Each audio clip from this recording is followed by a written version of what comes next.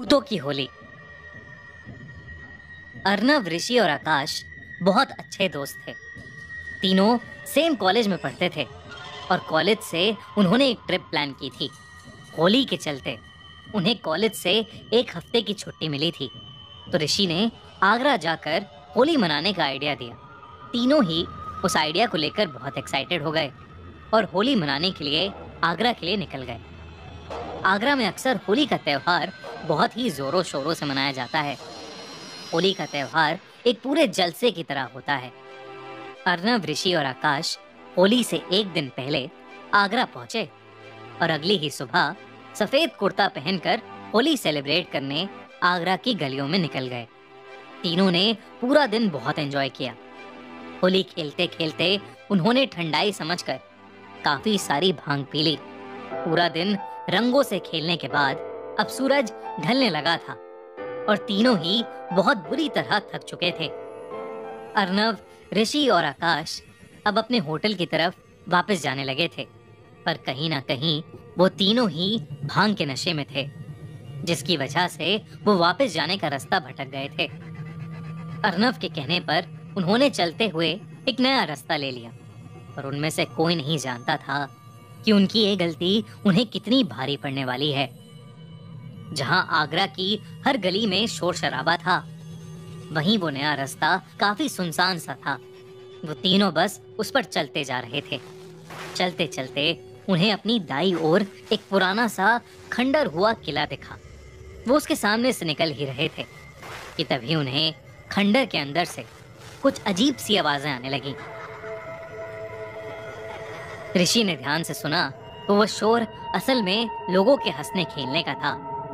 उस खंडर से ऐसी आवाजें सुनकर उन तीनों को काफी अजीब तो लगा, पर वो तीनों ही देखना चाहते थे कि आखिर अंदर क्या हो रहा था। वो तीनों उस खंडर की दीवार के पास जाकर खड़े हो गए। वो दीवार एक जगह से थोड़ी सी टूटी हुई थी और अर्नव ने वहां से अंदर देखा तो उसके होश ही उड़ गए। उस खंडर के अंदर 50 से भी ज्यादा लोग आपस में होली खेल रहे थे। किसी को भी अपनी आंखों पर विश्वास ही नहीं हो रहा था।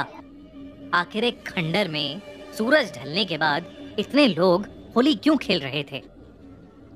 पर इससे पहले कोई कुछ समझ पाता, आकाश उसी टूटी हुई दीवार से अंदर घुस गया और नाचते हुए उन लोगों के पास चला गया और सबके साथ नाचने लगा। उसके पीछे पीछे अर्नव और ऋषि भी अंदर चले गए।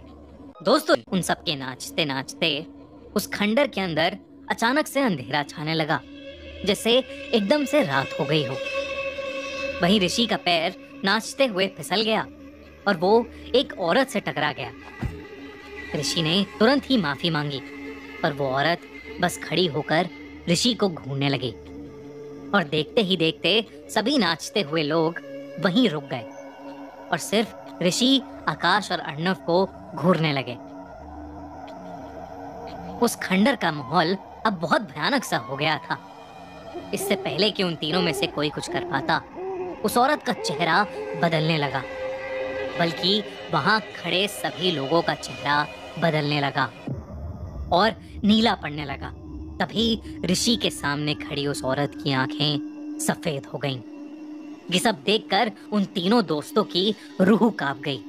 आकाश और अर्नव सीधा वहां से भागने लगे, पर ऋषि अपनी जगह पर ही रुका हुआ था। वो उस औरत को सुन्न होकर देखे जा रहा था। ऐसा लग रहा था कि जैसे ऋषि एक पुतला बन गया हो। आकाश ने उसे वहां से खींचने की कोशिश की, पर ऋषि मानो वहीं पर जम गया था। आकाश ने उसे और जोर से खींचा और जो उसने देखा, उसे देख उसका दिल दहल गया। ऋषि की आंखें भी सफेद पड़ने लगी थीं। ये देखते ही आकाश ने ऋषि का हाथ छोड़ा और वहां से भागने लगा।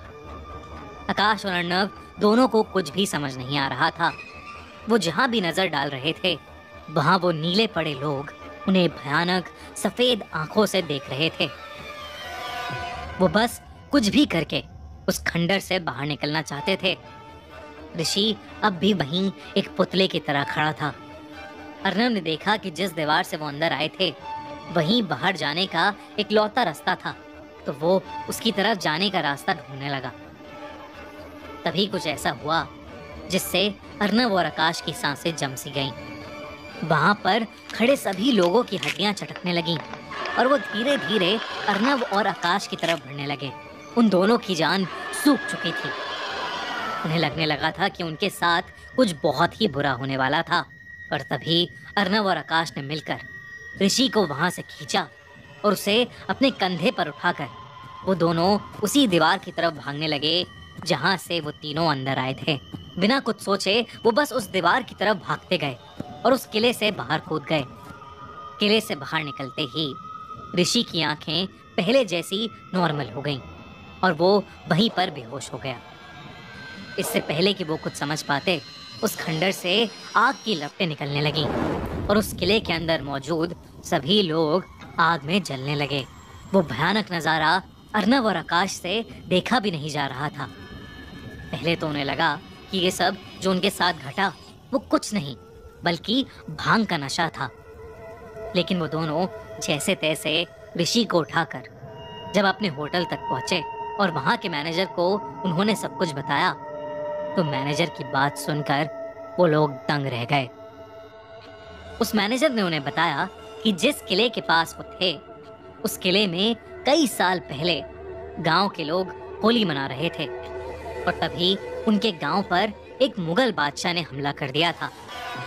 किले को चारों ओर से घेरकर मुगलों ने उस पूरे किले को आग लगा दी थी। उस किले में मौजूद हर एक इंसान की वहीं पर मौत हो गई थी। आज भी होली के दिन शाम को कोई भी उस किले के पास से नहीं निकलता। कहते हैं वो सारी आत्माएं उस किले के अंदर कैद हो गई हैं और वहीं पर भटकती रहती हैं। और हर साल होली के दिन वहां भूतों की होली खेली जाती है। ये सब सुनकर अर्नब और आकाश के होश उड़ चुके थे। ऋषि अब भी बेहोश था। होटल के मैनेजर ने उसे दिलासा दिया कि अब वो तीनों बिल्कुल सुरक्षित हैं। सुबह होते ही अर्नब, ऋषि और आकाश तुरंत ही आगरा से निकल गए। ऋषि को उस दिन के बारे में ज्यादा कुछ याद तो नहीं है, पर अर्नब और आकाश उस दिन को शायद ही कभी भूल पाएंगे।